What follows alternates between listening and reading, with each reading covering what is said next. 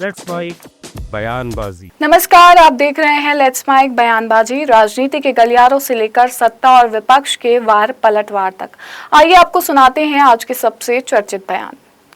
दिल्ली में राजस्थान के मुख्यमंत्री भजनलाल शर्मा ने राज्य और केंद्र सरकार की विभिन्न विकास परियोजनाओं को लेकर कहा कि आरसीपी परियोजना, हाल ही में हुआ यमुना जल समझौता, दिल्ली मुंबई एक्सप्रेसवे, अमृतसर जामनगर एक्सप्रेसवे, भारतमाला परियोजना, northern Jaipur ring road, Amrit Bharat railway station और वंदे भारत ट्रेनों जैसी परियोजनाओं से राजस्थान और देश के इंफ्रास्ट्रक्चर में बड़ा बदलाव आया है। मुख्यमंत्री ने यह भी कहा कि प्रधानमंत्री नरेंद्र मोदी के नेतृत्व में राजस्थान में राइजिंग राजस्थान पहल के तहत पहले वर्ष में ही 9 लाख करोड़ रुपए से अधिक के निवेश कार्य जमीन पर उतरे हैं।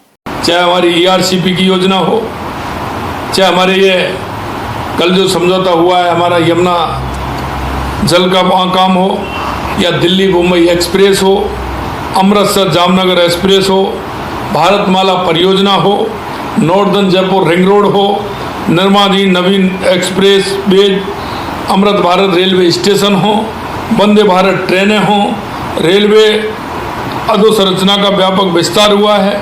और यही नहीं, आपने देखा होगा राजस्थान में पहली साल में राइजिंग राजस्थान माननीय देश के यशस्वी प्रधानमंत्री नरेंद्र मोदी जी के नेतृत्व में हुआ, जिसमें 9 लाख करोड़ रुपए से ज़्यादा के काम जमीन पर आ गए। और मित्रों, यही नहीं, 6000 बैटरी ऊर्जा भंडारण का काम माननीय प्रधानमंत्री जी के नेतृत्व में हुआ। आज हम कह सकते हैं कि हमारा राजस्थान माननीय प्रधानमंत्री जी के नेतृत्व में ऊर्जा के क्षेत्र में आत्मनिर्भर बनने के लिए अग्रसर है। ये बहुत बड़ी बात है। यही नहीं मित्रों, मैं ये भी कहना चाहता हूँ कि पीएम कुसुम योजना में अन्नदाता से ऊर्जा दाता बन रहा है। जोधपुर एयरपोर्ट टर्मिनल बनके तैयार हो गया, जोधपुर का बनकर के लगभग तैयार है, और कोटा में नया ग्रीनफील्ड एयरपोर्ट बन रहा है। हमारे जयपुर एयरपोर्ट का विस्तार हो रहा है।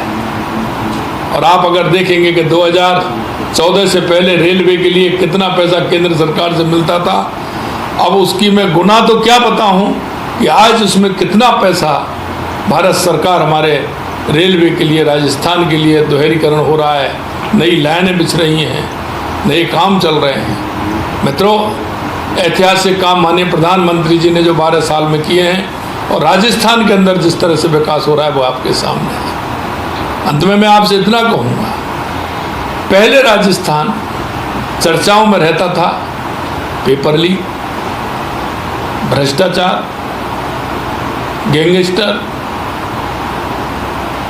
बाड़ाबंदी।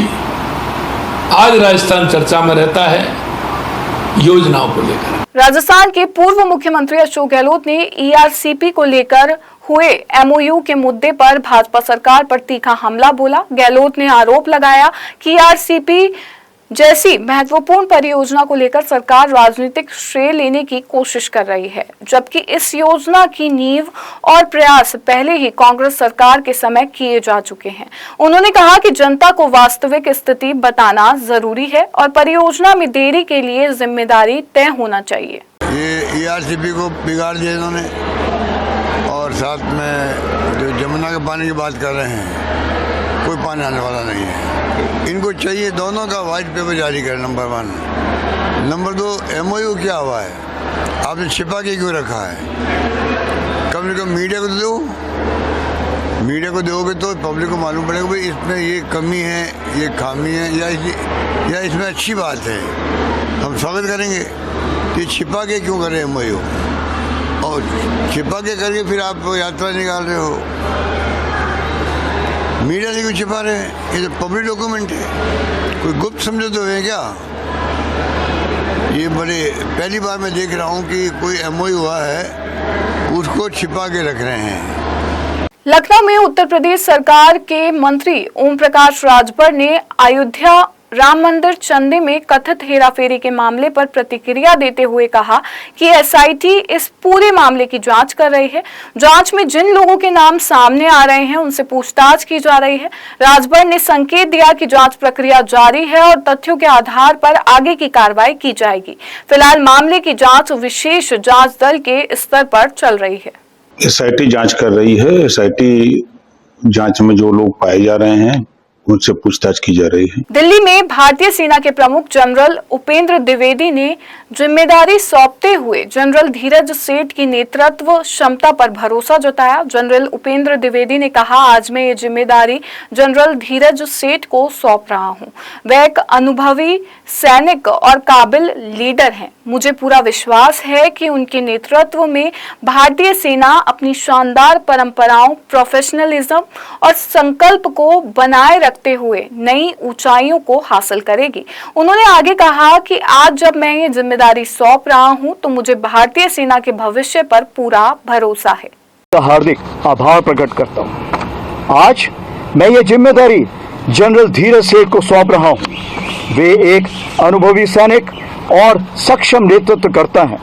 मुझे पूर्ण विश्वास है कि उनके नेतृत्व में भारतीय सेना अपनी गौरवशाली परंपराओं, प्रोफेशनलिज्म और संकल्प के साथ और भी बुलंदियों को छुएगी। आज जब मैं यह दायित्व सौंप रहा हूं तो भारतीय सेना के भविष्य को लेकर मेरा पूर्ण विश्वास है कि हमारी सेना अपनी परंपराओं से जुड़ी रहेगी, वर्तमान चुनौतियों के प्रति सजग रहेगी और भविष्य में आने वाली हर परिस्थिति के लिए निरंतर तैयार रहेगी। इसी विषय को उजागर करने के लिए भारतीय सेना ने स्ट्रेटेजिक सिक्योरिटी गाइडलाइंस 2047 प्रकाशित की है। इस दस्तावेज के प्रेरणा स्रोत हैं विकसित भारत विजन 2047 और आर्म फोर्सेस विजन 2047। अंत में मैं हर सैनिक, हर पूर्व सैनिक, हर परिवार और भारत के प्रत्येक नागरिक के दृढ़ विश्वास और पूर्ण सहयोग के लिए जीवन पर्यंत कृतज्ञ रहूंगा और मैं आप सभी के सुख, समृद्धि और मंगल की कामना करता हूं और आगे भी करता रहूंगा। धन्यवाद। जय हिंद। अयोध्या में समाजवादी पार्टी के सांसद अवधेश प्रसाद ने राम मंदिर चंदे में कथित हेराफेरी के आरोपों को लेकर सरकार और ट्रस्ट पर सवाल उठाए। उन्होंने कहा कि ये मामला अब सिर्फ उत्तर प्रदेश तक सीमित नहीं है, बल्कि पूरे देश के करोड़ों राम भक्तों की आस्था से जुड़ा हुआ है।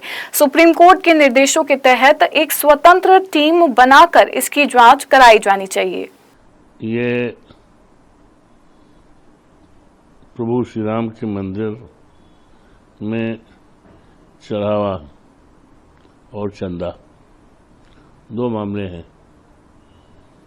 चंदा तो तब है जब मंदिर बना नहीं था, तब से चंदा चल रहा है बहुत दिनों से। और चढ़ावा की शुरुआत हुई है जब प्रभु श्री राम की प्राण प्रतिष्ठा हो गई 24 में, तब चंदा, तब चढ़ावा बहुत बड़ी तेज गति से एक दिन में 5 लाख, 6 लाख, 10 लाख तक प्रभु श्री राम के प्रति आस्थावान लोग आते थे और पूरे देश के आते थे। ये मामला राष्ट्रव्यापी हो गया है। दिल्ली में भाजपा सांसद दामोदर अग्रवाल ने अयोध्या राम मंदिर चंदे में कथित हेराफेरी के मामले पर प्रतिक्रिया देते हुए कहा कि हिंदुस्तान के लोकतंत्र में कानून का राज होता है और कानून के अनुसार जांच, पूछताछ और कार्रवाई होगी। सभी तथ्य सामने आएंगे, कोई बेगुनाह फंसेगा नहीं और कोई गुनहगार बचेगा नहीं। हिंदुस्तान के लोकतंत्र में कानून का राज होता है और कानून सम्मत जांच, पूछताछ, कार्यवाही होगी। सभी तथ्य सामने आएंगे, दूध का दूध, पानी का पानी होगा। कोई बेगुनाह फंसेगा नहीं, कोई गुनहगार बचेगा नहीं। भोपाल में बागेश्वर धाम के पीठाधीश्वर धीरेन्द्र कृष्ण शास्त्री ने एक बयान में भारत और विदेशों में धार्मिक सह अस्तित्व को लेकर टिप्पणी की है। उन्होंने कहा कि भारतीय मुसलमानों को इंडोनेशिया जाकर ये देखना चाहिए कि वहां धार्मिक परंपराओं का आपसी सम्मान कैसे किया जाता है। उन्होंने दावा किया कि इंडोनेशिया में कुछ स्थानों पर लोग सभी धर्मों के त्योहारों और परंपराओं का सम्मान करते हैं। भारत के मुसलमानों को इंडोनेशिया जाना चाहिए, वहाँ देखना चाहिए कि जो 5 रोजाना नमाज पढ़ते हैं वो दीपावली का दिया भी जलाते हैं, राम कथा में भी आते हैं और सभी परंपराओं का सम्मान भी करते हैं। ऐसा हमने इंडोनेशिया में जाकर के देखा। बाली एक जगह है जहां हिंदुत्व बाहुल्य लोग रहते हैं, वहां पर हिंदू अपने नववर्ष पर 24 घंटे का निर्जला आहार करता, मौन व्रत करता और उसका सपोर्ट वहां के मुसलमान माइक से अजान नहीं पढ़ते, ऐसा करते। दिल्ली में भाजपा सांसद मनोज तिवारी ने ऊर्जा और स्वच्छ तकनीक को लेकर केंद्र सरकार की परियोजनाओं पर बयान दिया। उन्होंने कहा कि आज का समय इलेक्ट्रिक वाहनों का है और देश में स्वच्छ ऊर्जा की दिशा में तेजी से काम हो रहा है। उन्होंने बताया कि प्रधानमंत्री नरेंद्र मोदी के नेतृत्व में पीएम सूर्य घर योजना जैसी पहले चल रही हैं, जो घरों में सौर ऊर्जा को बढ़ावा देने के लिए महत्वपूर्ण है और इस तरह की योजनाओं की कल्पना पहले पूर्व मुख्यमंत्री साहब सिंह वर्मा की थी और अब इन्हें राष्ट्रीय स्तर पर आगे बढ़ाया जा रहा है। बहुत ही आवश्यक है। अब तो इलेक्ट्रिक व्हीकल का जमाना है। हमारी देश की सरकार, जिसकी कल्पना कभी साहेब सिंह वर्मा जी ने की थी, आज नरेंद्र मोदी जी के नेतृत्व में पीएम सूर्य घर की योजना चल रही है। 75,000 से 80,000 रुपए तक सरकार देती है कि आप अपने घर पे सोलर लगाइए, प्रधानमंत्री सूर्य ऊर्जा लगाइए और आपका घर 1.5 से 2 साल के अंदर 0 बिजली का बिल हो जाता है। कौन सोचा था कि आपका अगर बड़ा भी घर है तो भी आपका 0 बिजली का बिल हो सकता है। मैं तो आज साहेब सिंह वर्मा जी की पुण्यतिथि पे सबसे कहूँगा कि आप आगे आइए, कम से कम अपने घर पे जिसका छत है वो अपने छत पे एक सोलर एनर्जी लगाए, पीएम सूर्य घर का उपयोग करें और बिजली का बिल 0 करें। बेंगलुरु के कर्नाटक में राज्य के गृह मंत्री प्रियंक खड़गे ने आरएसएस को लेकर बयान देते हुए कहा कि अगर वह सोचते हैं कि वह हमें चुप करा देंगे तो वह गलत हैं। हम कर्नाटक में आरएसएस के अस्तित्व को लेकर सवाल पूछना बंद नहीं करेंगे। मेरे पास जड़ने के लिए कुछ नहीं है जब मेरे साथ संविधान है। See, there is nothing new about these notices. Every time we question the RSS logically, or any time we raise their issues, they use means like these to counter us, to keep us quiet, to intimidate us. Nothing new. When they cannot answer you legally or logically, this is how they go. This is how they go. They want to silence us. And if they're mistaken, if they think that they're going to silence us, they think we are not going to ask questions about the existence of RSS and their operations here in Karnataka or elsewhere. They're highly mistaken. I have nothing to fear if I have the constitution by my side. फिलहाल let's mic बयानबाजी में बस इतना ही। आप बने रहिए let's mic के साथ। नमस्कार। आप सुन रहे थे let's mic more than radio. Follow कीजिए हमें हमारे सोशल मीडिया प्लेटफॉर्म्स पर। It's time for news. It's time for More Than Radio. Presenting the first radio news app, Let's Mike. Let's Mike, a news-based app on your phone where you get to watch and listen news, talk shows, interviews, radio show podcasts. On Let's Mike, you get all relevant information of TV, print, radio, podcast, and digital. Let's Mike talks about every segment of life.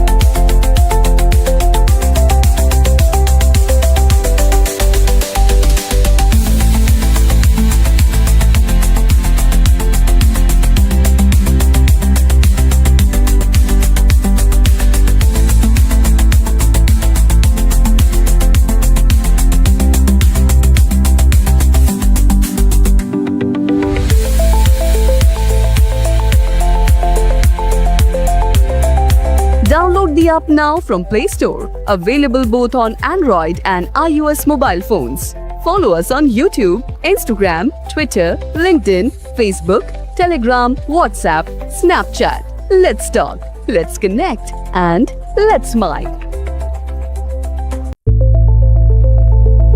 It's time for news. It's time for more than radio. Presenting the first radio news app, Let's Mic. Let's Mic, a news-based app on your phone where you get to watch and listen news, talk shows, interviews, radio show podcasts,